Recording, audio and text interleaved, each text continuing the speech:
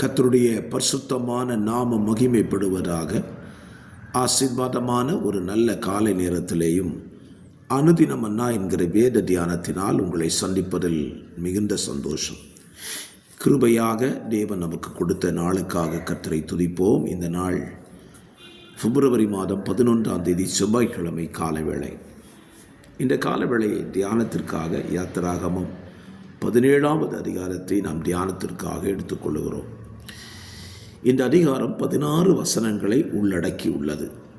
இந்த அதிகாரத்தில் 2 பிரிவுகள் இருக்கிறது. ஒன்று, இஸ்ரவேல் ஜனம் தேவனிடத்தில் தண்ணீருக்காக முறையிட்ட பொழுது தேவன் கன்மலையிலிருந்து தண்ணீரை அவர்களுக்கு குடிக்க கொடுப்பதை குறித்தும், இஸ்ரவேல் ஜனங்கள் சந்தித்த முதலாவது யுத்தம், எகிப்து தேசத்திலிருந்து புறப்பட்டு வந்த பின் சந்தித்த முதலாவது யுத்தம், அமலேக்கோடு கூட யுத்தம் பண்ணுகிறதையும், இந்த யுத்தத்தில் இஸ்ரவேல் ஜனங்கள் ஜெயம் பெறுகிறதையும், தேவன் தன்னுடைய தீர்மானத்தில் சொல்லிக்கொண்ட ஒரு காரியத்தையும் இந்த அதிகாரத்தில் நீங்கள் வாசிக்க முடியும். சரி, நம்முடைய தியானத்தை இந்த காலப்படியிலே நாம் துவங்கலாம். நம்முடைய தியானத்தில் நேற்றைக்கு தொடங்கின ஒரு பகுதி இன்றைக்கு சொல்ல விரும்புகிறேன். நம்முடைய தேவைகளுக்கு தேவனிடத்தில் கேட்க வேண்டுமே தவிர தேவனிடத்தில் முறையிடுவதோ முறுமுறுப்பு செய்வதோ தவறான காரியம். இஸ்ரவேல் புத்தருடைய வாழ்க்கையில் தேவைகள் என்று வந்த பொழுது அவர்கள் முறுமுறுத்தார்களே தவிர தேவனிடத்தில் கேட்க தவறி போனார்கள். இன்றைக்கும் நம்முடைய வாழ்க்கையில் ஏராளம் தேவைகள் வருகிறது. தேவைகளுக்கு நாம் என்ன செய்கிறோம் என்பதுதான் முக்கியம். ஆண்டவர் நம்முடைய தேவைகளை அவரிடத்தில் கேட்க சொல்லியிருக்கிறார். கேட்க சொல்லுகிறதை விட்டுவிட்டு தேவைகளுக்காக தேவனிடத்தில் முறுமுறுப்போமானால் அது நன்மையாக இருக்காது.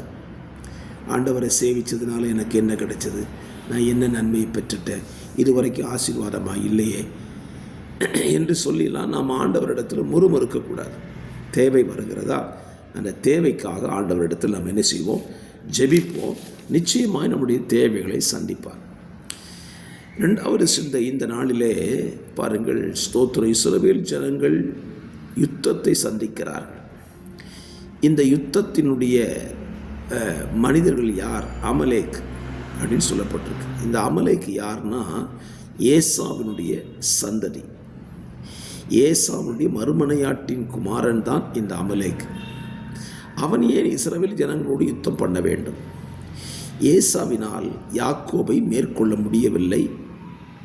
யாக்கோபுக்கு பெற்ற ஆசீர்வாதத்தை சுதந்திரித்துக் கொள்ளவும் முடியவில்லை.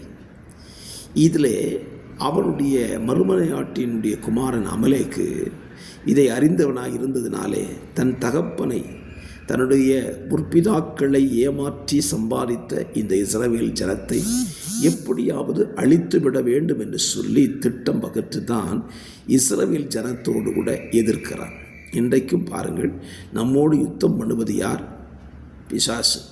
இந்த பிசாசு எதுக்கு நம்ம கூட யுத்தம் பண்ணுறான்? அவன் அடைய வேண்டிய ஆசீர்வாதத்தை நாம் இன்றைக்கு அடைந்திருக்கிறோம். அவன் தேவனோடு கூட தேவ சமூகத்தில் உலாவிக் கொண்டிருந்தவன், அதை அவன் இழந்து போனான். அது இன்றைக்கு நமக்கு கொடுக்கப்பட்டிருக்கிறது. அந்த நன்மையை நாம் அடைந்து விடக்கூடாது என்பதற்காகத்தான் அவர் இன்றைக்கு நம்மோடு கூட போராடி கொண்டிருக்கிறார். ஆகவே என்னை கேட்கிற கர்த்தருடைய பிள்ளைகளே, நம்மோடு சத்துரு போராடுகிற விதத்தை, காரணத்தை புரிந்து கொண்டு அவனை ஜெயிப்பதற்குத்தான் நாம் முயற்சி எடுக்க வேண்டும். இந்த இடத்துல அமலேக்கோடு மோசே யுத்தம் பண்ணும்படியாக யோசுவாவை கட்டளையிட்டு சில மனிதர்களை தெரிந்து கொண்டு, நீ அமலேக்கோடு யுத்தம் பண்ணு என்று சொல்லி அவனை அனுப்பிவிட்டு, மோசே மலையின் மேல் ஏறி தன் 2 கைகளை வானத்துக்கு நேராக உயர்த்தி பிடிக்கிறார்.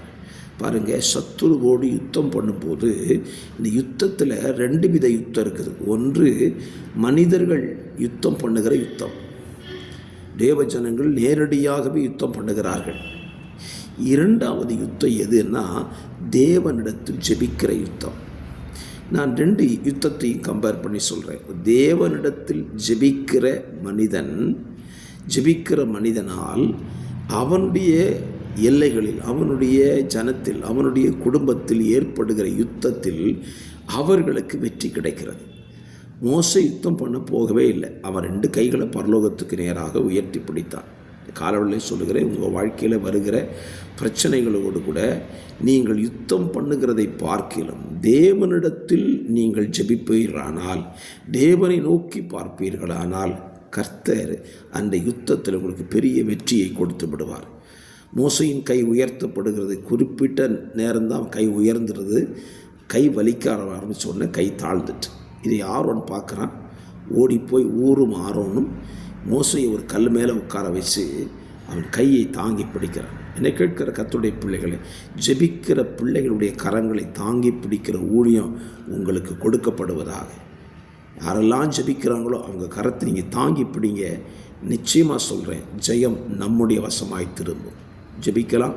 பரிசுத்த பிதாவே, இந்த காலங்களில் தந்த நல்ல சிந்தையின்படியே ஜெபிக்கிறவர்களை தாங்கி தேவைகளை இடத்தில் கேட்டு பெற்றுக்கொள்ள உதவி செய்யும். இயேசுவின் நாமத்தில் பிதாவே, ஆமென்.